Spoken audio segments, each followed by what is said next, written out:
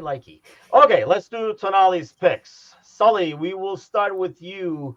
These are the games on the slate right now. I'll bring the last two up over here. Arsenal City, Chelsea, West Ham. Where is your boy Tonali putting his money?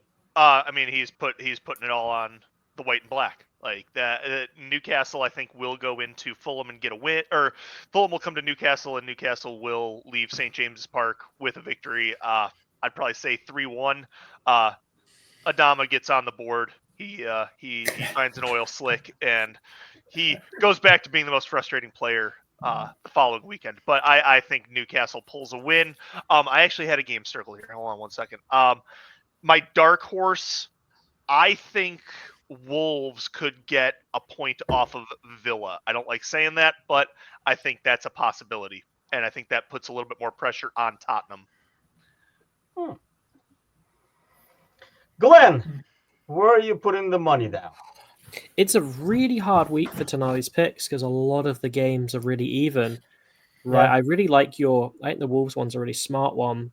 Because you look at some of them, there's a lot of relegation dogfights, right? Everton, Leicester, Ipswich, Southampton, a lot of mid-table clashes as well. Oh man, it is a really, really tricky one this week, to be honest. I'm curious if West Ham is going to show up at Stamford Bridge. You talked about just a minute ago about how inconsistent Chelsea are, and I'll be curious. It would be great for Graham Potter. There you go, Sir Z. Just put it in there. It'd be great for Graham Potter, wouldn't it, to go back to Stamford Bridge, mastermind a win. We'll see. We haven't seen enough of him or him working with that squad quite yet. But yeah, in lieu of there being like a few really good upset style fixtures, it's very, very even this week. Good teams are playing good teams and vice versa. Yeah, let's see if West Ham can get a good result at Stamford Bridge on Monday. West Ham away to Chelsea. That's actually a good pick. Alex, what do you have? Are you taking your boys over here? Because Adama absolutely pissed missile from 40 yards. Yes, upper 90, and everyone goes, "Oh, he had that in his locker drawer." No, I don't know. This is one that, Newcastle's been kind of a bit of a bogey team the last few years.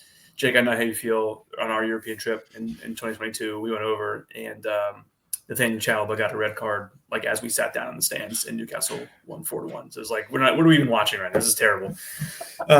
Newcastle been a bogey team, especially going away. I don't expect too much in this game, which means Fulham will win 5-0. Obviously, no. I think my Tonali's pick for this week is I think Palace will get something out of United. I think we've seen this year Old Trafford is just a toxic place when they're playing like this. I think if they lost to Fulham or like drawn like it probably should have ended, it'd be even more toxic going in.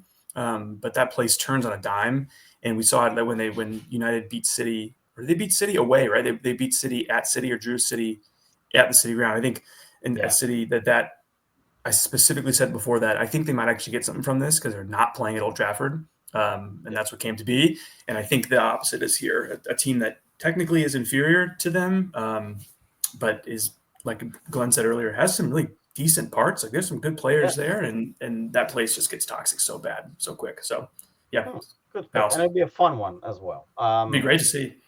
Jake, will Tottenham pull up the upsets away? No, I think that one ends in a draw, high scoring, 2-2, 3-3. But that's not my pick. I think Bournemouth show that there's some cracks in that Forest team, and I think Brighton go and win by 2 or 3. Put on a performance. Really? That's my number 2. Jake. That's interesting. I was actually going to go that way, but I just feel like Forest will come out to prove a point. But I mean, I don't know if they have enough to prove a point, and going back to what Jake is saying too. So I'm not sure. I was going to go that way, but I'm going to go with Palace United just because it's away. I think, and Palace is a team that can hurt you on the counter and stuff like that. And United just look, I mean, they just got ridiculously lucky, man. And I mean, it's lucky for Amarim because it buys them another 3 hours or whatever. But, it's kind of like, came out of nowhere. They had no business winning that game, being even in that game overall, like from what I saw, and, slightly biased, I guess. But if Adama Traore had his oil, things would have been a lot different that game, and they were not getting any points. But, yeah, I'm going with Palace as well. Yeah. Well, that's it for us this